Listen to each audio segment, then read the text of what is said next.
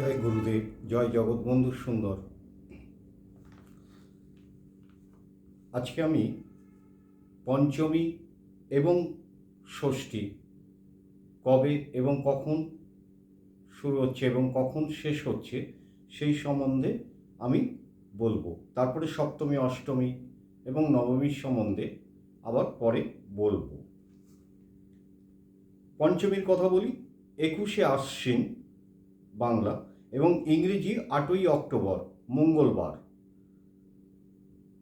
কি বলছে? পঞ্চমীর দিবা 7টা 9 পর্যন্ত থাকছে।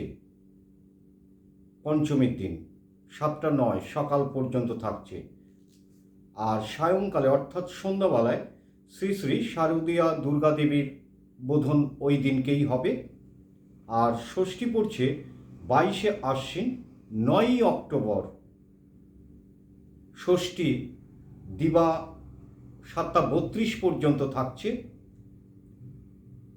শ্রী দুর্গা ষষ্ঠী ষষ্ঠী তিথির অনুরোধে দিবা 7টা 32-এর মধ্যে 7টা 32-এর মধ্যে সকালে শ্রী শ্রী শারদীয়া দুর্গা দেবীর ষষ্ঠাদি কল্পারম্ভ ও ষষ্ঠীবিহিত পূজা প্রশস্ত সময়।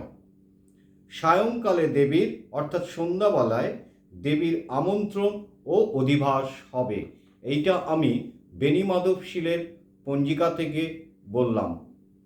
এইটাই প্রশস্ত সময়। এরপরে আমি সপ্তমী, অষ্টমী এবং নবমী তিথি সম্বন্ধে কখন কোনটা পড়ছে এবং কত অবধি থাকছে সেটাই আমি আপনাদের জানাবো। জয় জগৎবন্ধু হরি, জয় গুরুদেব।